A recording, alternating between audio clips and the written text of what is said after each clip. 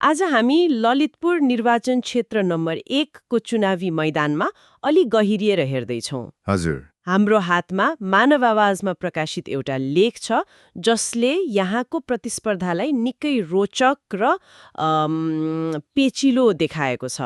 हो, ललितपुर 1 को कथा नै अलि अनौठो छ। हो नि, यहाँका मतदाताले त लगभग हरेक चुनावमा आफ्नो रोजाइ बदलेका छन्। त्यही त। हाम्रो आजको छलफलको केन्द्रमा पनि यही प्रश्न छ। के यो मतदाताको अस्थिरता हो वा उनीहरूको परिपक्वताको संकेत? यो एकदमै महत्त्वपूर्ण प्रश्न हो। ल, अब यसलाई अलिक केलाएर हेरौँ न। यो क्षेत्रमा 3 प्रमुख दलहरूबीच जुन त्रिकोणात्मक भिडन्तको चित्र लेखले कोरेको छ, त्यो सामान्य राजनीतिक प्रतिस्पर्धा मात्र होइन जस्तो लाग्यो मलाई त। होइन, यो त एउटै क्षेत्रभित्र 3 फरक नेपालको प्रतिस्पर्धा जस्तो देखिन्छ। हो, एकातिर नेपाली कांग्रेसको त्यो परम्परागत संगठनात्मक शक्ति, अर्कोतिर नेकपा एमालेको व्यक्तिकेन्द्रित स्थानीय सम्बन्धमा आधारित राजनीति, र तेस्रोमा राष्ट्रिय स्वतन्त्र पार्टीले ल्याएको परिवर्तनको त्यो नयाँ लहर। साँच्चीको एउटा रोचक सङ्गम हो यो। सबैभन्दा पहिले मैदानका स्थापित खेलाडी नेपाली कांग्रेसका सहमहामन्त्री उदय शमशेर राणाबाटै सुरु गरौं। उहाँले यो क्षेत्रबाट 2 पटक जितिसक्नु भएको छ। हजुर। लेखले उहाँको शक्ति कांग्रेसको बलियो संगठन र स्थानीय तहमा भएको पकडलाई मानेको छ। तर के आजकलको राजनीतिमा पार्टीको संगठन मात्रै जित्नका लागि पर्याप्त हुन्छ र? यो एकदमै महत्त्वपूर्ण प्रश्न हो। अब राणाको शक्ति भनेको कांग्रेसको त्यो पुरानो जरासम्म फैलिएको सञ्जाल नै हो, यसमा त दुई मत नै छैन। लेखले पनि त्यही भन्छ। यस क्षेत्रका 4 स्थानीय तहमध्ये 3 वडाका प्रमुख कांग्रेसबाटै छन्। अधिकांश वडा अध्यक्षहरू पनि कांग्रेसकै।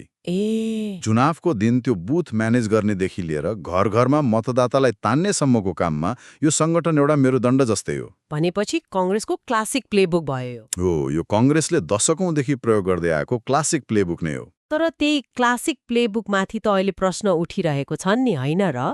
मानिसहरू पार्टी भन्दा पनि व्यक्ति खोज्न थालेका छन्। एकदम। झन वहाँ जस्तो इन्साइडर वा संस्थापन पक्षको नेता हुनु आजको दिनमा कमजोरी पो बन्न सक्छ कि? तपाईले ठेक्कै दुखिरहेको ठाउँमा समात्नुभयो।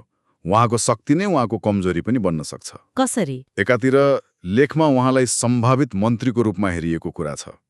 मतदातालाई लाग्न सक्छ हाम्रो मान्छे मन्त्री बन्यो भने क्षेत्रको विकास हुन्छ। यो एउटा शक्तिशाली कार्ड हो। त्यो त हो। तर अर्कोतिर त्यही संस्थापनको ट्यागले नयाँ पुस्ता र परिवर्तन चाहने मतदातालाई बिच्काउन सक्छ।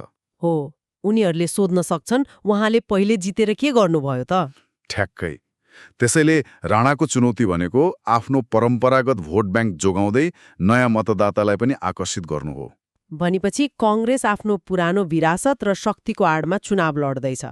तर यही मैदानमा नेकपा एमालेका उम्मेद्वार चेतनाथ सञ्जेलको रणनीति त ठिक उल्टो देखिन्छ। फरक छ। लेख अनुसार उहाँ पार्टी भन्दा पनि आफ्नो व्यक्तिगत छविको भरमा हुनुहुन्छ। हो, यहाँनेर ललितपुर 1 को भूगोल र समयलाई बुझ्न जरुरी छ। यो क्षेत्रमा शहरी र ग्रामीण दुवै भाग पर्छन्। हजुर। विशेष गरी दक्षिण ललितपुरको त्यो ग्रामीण भेगमा पार्टीको झण्डा भन्दा पनि सुख दुःखमा साथ दिने नेतालाई बढी महत्त्व दिइन्छ।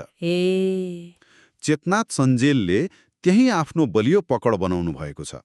उहाँ 2074मा प्रदेशसभा सदस्य हुँदा विकासप्रेमी र जनतासँग सजिलै घुलमिल हुने नेताको छवि बनाएको कुरा लेखमा उल्लेख छ।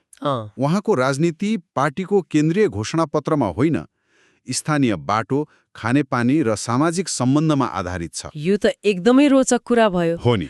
यो त व्यक्ति विरुद्ध पार्टीको क्लासिक लडाई जस्तो पो देखियो त। तर एउटा प्रश्न उठ्छ कि एउटा सानो भूगोलमा बनाएको विकासप्रेमीको छविले पुरै प्रतिनिधि सभा क्षेत्र जित्न सकिन्छ? त्यो गाह्रो छ। संघीय चुनावमा त राष्ट्रिय मुद्दाहरू पनि हावी हुन्छन् नि। अवश्य। उहाँको लागि सबैभन्दा ठूलो चुनौती नै यही हो। दक्षिण ललितपुरमा उहाँको व्यक्तिगत प्रभाव जति बलियो छ, क्षेत्रको उत्तरी र शहरी भागमा त्यति नहुन सक्छ। त्यहाँका मतदाताले त अर्कै कुरा हेर्लान्। हो, त्यहाँका मतदाताले राष्ट्रिय राजनीति, पार्टीको विचारधारा र आर्थिक एजेन्डाहरूलाई बढी महत्त्व दिन सक्छन्। त्यसैले सञ्जेलले आफ्नो व्यक्तिगत लोकप्रियतालाई एमालेको संगठनात्मक भोटसँग जोड्न सक्नुपर्छ। भनेपछि दुवैलाई मिलाउन सक्नु पर्यो। एकदम। यदि उहाँले पार्टीको भोट र आफ्नो व्यक्तिगत भोटलाई एकै ठाउँमा ल्याउन सक्नुभयो भने उहाँ एक फर्मेडेबल प्रतिस्पर्धी बन्नुहुनेछ। तर व्यक्तिगत सम्बन्धमा आधारित राजनीति कति टिकाउ हुन्छ भन्ने प्रश्न पनि सधैँ रहन्छ। ठिक छ, एकातिर पार्टीको किल्ला, अर्कोतिर व्यक्तिगत सम्बन्धको जग। अनि जब तपाईँलाई लाग्छ कि यो द्विपक्षीय प्रतिस्पर्धा हो, मैदानमा तेस्रो खेलाडीको प्रवेश हुन्छ। राष्ट्रिय स्वतन्त्र पार्टी हो, रासोपाका बुद्धरत्न महर्जन। उहाँ त यो पुरै खेलको समीकरण बदल्न सक्ने वाइल्ड कार्ड जस्तो देखिनुहुन्छ। हो, उहाँको उम्मेदवारीले यो चुनावलाई त्रिकोणात्मक र अप्रत्याशित बनाएको छ। महर्जनले न त कङ्ग्रेसको जस्तो पुरानो सङ्गठन बोक्नु भएको छ, न एमालेको जस्तो व्यक्तिगत पकड। उहाँको सबैभन्दा ठूलो शक्ति भनेको पार्टीको घण्टी चिन्ह र त्यो लहर हो, र रासोपाले देशभरि सृजना गरेको परिवर्तनको लहर हो।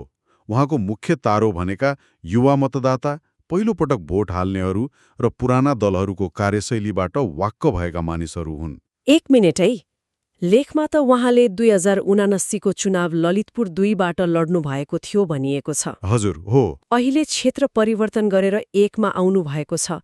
नेपाली राजनीतिमा यसलाई पर्यटक उम्मेद्वार भनेर आलोचना पनि गरिन्छ नि।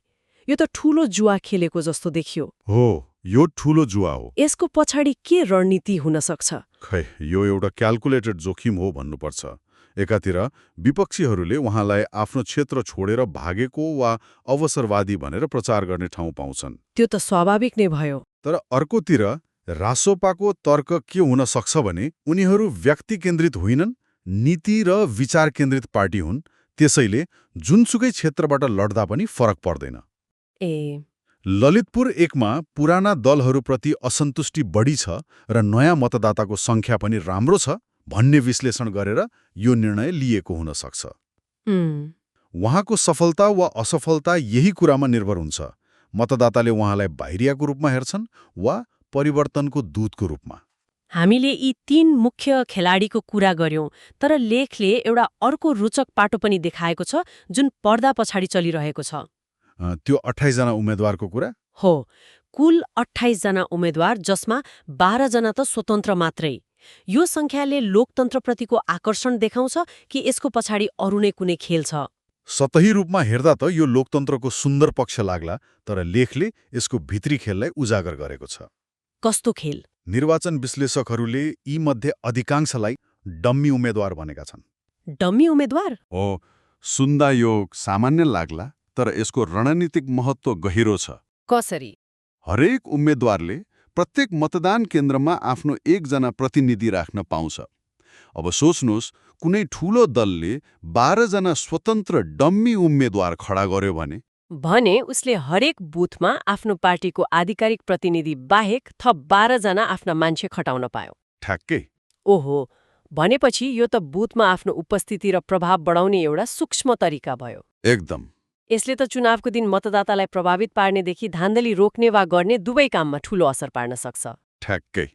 यो निर्वाचनको एउटा यस्तो डार्क आर्ट हो जुन खासै चर्चामा आउँदैन। यसबाहेक गाडी प्रयोग गर्ने अनुमतिदेखि अन्य स्रोत साधन परिचालनमा पनि यस्ता उम्मेद्वारहरूले फाइदा पुर्याउँछन्। तर सबै त डमी नहोलान् नि। उल्लेख गरिएका माओवादीका भीमसेन घिमिरे, राप्रपाकी सजिना कार्की जस्ता उम्मेद्वारहरूले केही हजार भोट काटेर मुख्य प्रतिस्पर्धीहरूको हार जितमा निर्णायक भूमिका खेल्न सक्छन्। भोट कटरको भूमिका हो, उनीहरूले कसको भोट काट्छन् भन्ने कुराले पनि अन्तिम नतिजालाई तलमाथि पार्न सक्छ। यो जटिल चुनावी मैदानलाई बुझ्न सायद यस क्षेत्रको इतिहासले पनि मद्दत गर्छ होला। एकदमै। हामीले सुरुमै भनेका थियौं, यहाँका मतदाताले आफ्नो मन बारम्बार फेरेका छन्। हो, र यो इतिहास निकै नाटकीय छ। यो क्षेत्र कुनै पनि दलको गढ वा किल्ला कहिल्यै बनेन। कहिले 2015मा कम्युनिस्ट पार्टीले जितेको थियो। प्रजातन्त्र पुनरावलोकनपछि 2048 र 2051मा एमालेको दबदबा देखियो। मिठाराम शर्माले लगातार 2 पटक जित्नुभयो। 2056मा पनि एमालेकै सुशीला नेपालले जित्नुभयो। यस्तो लाग्थ्यो कि यो एमालेको पकड क्षेत्र हो। तर त्यसपछि त परिस्थिति बदलियो। पुरै बदलियो अनि आयो 2064को आँधी। देशैभर माओवादीको लहर चल्यो र यहाँ पनि त्यसको असर देखियो। ए वर्षमान पुनः हो, पुराना खेलाडीलाई पछि पार्दै वर्षमान पुनले अप्रत्याशित जित निकाल्नुभयो। त्यसपछि फेरि पालो बदलियो। 2070मा कांग्रेसका उदय शमशेर राणा आए। ए अनि 2074मा फेरि एमाले। हो, एमालेका नवराज सिलवालले जिते र 2079मा फेरि कांग्रेसका राणा फर्किए। भनेपछि अहिलेसम्म 2 पटक भन्दा बढी जित्ने कोही छैन। छैन। यसले के देखाउँछ भने यहाँका मतदाता कुनै पार्टीप्रति अन्धभक्त छैनन्। उनीहरू राष्ट्रिय राजनीतिको हावा, उम्मेद्वारको अनुहार र तत्कालीन परिस्थितिलाई हेरेर निर्णय लिन्छन्। भनेपछि यो इतिहासले के स्पष्ट पार्छ भने यहाँ कुनै पनि उम्मेद्वारले मैले जितिहाल्छु भनेर ढुक्क हुने अवस्था छैन। छैन, पटक्कै छैन। मतदाताले शक्तिलाई सधैँ आफ्नो हातमा राखेका छन्। एकदम। यो इतिहासले आजको त्रिकोणात्मक प्रतिस्पर्धालाई झनै रोमाञ्चक बनाउँछ। के मतदाताले कांग्रेसको अनुभव र संगठनलाई फेरि एकपटक विश्वास गर्लान्? वाह! एमाले उम्मेद्वारको स्थानीय विकासको नारामा आकर्षित होलान्? या फेरि इतिहासमा पटक पटक गरे जस्तै यो पटक पनि उनीहरूले सबै पुरानालाई पन्छाएर नयाँ विकल्प रोज्लान्। त्यसो भए आजको यो गहिरो छलफलको अन्त्यमा हामी फेरि सुरुवाती प्रश्नमै फर्क्यौं। ललितपुर 1 का मतदाताको यो बारम्बार रोजाइ बदल्ने बानीलाई कसरी बुझ्ने त? खै, मेरो विचारमा यो अस्थिरता होइन, बरु एक किसिमको राजनीतिक चेतनाको सङ्केत हो। चेतना? हो। यसले देखाउँछ कि मतदाताहरू कुनै एउटा दलको बन्धक बन्न चाहँदैनन्। उनीहरू हरेक चुनावमा उम्मेद्वार र दलहरूलाई नयाँ सिराबाट मूल्याङ्कन गर्छन्। उनीहरूको प्राथमिकता के हो भन्ने कुरा राष्ट्रिय परिस्थिति र स्थानीय आवश्यकता अनुसार परिवर्तन भइरहन्छ। कहिले उनीहरूलाई राष्ट्रिय स्तरमा प्रभाव पार्न सक्ने नेता चाहिन्छ, कहिले आफ्नो गाउँठाउँ बनाउने व्यक्ति, र कहिले पुरै व्यवस्थाप्रति विद्रोह गर्ने नयाँ शक्ति। आज हामीले मानव आवासको लेखको आधारमा ललितपुर 1 को चुनावी प्रतिस्पर्धालाई विभिन्न कोणबाट केलायौं। हामीले उम्मेद्वारका फरक फरक रणनीति, चुनावी मैदानको भित्री खेल र यस क्षेत्रको रोचक इतिहासलाई बुझ्ने प्रयास गर्यौं। हो, र यस छलफलले एउटा अन्तिम सोचनीय प्रश्न छोडेर जान्छु जस्तो लाग्छ मलाई। के हो त्यो?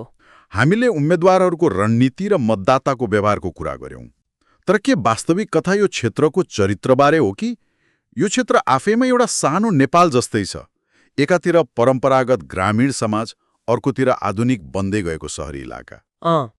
सायद यो चुनाव कसले जित्छ भन्ने मात्र होइन, बरु यो सानो नेपालभित्र कुन विचारले जित्छ भन्ने पनि हो।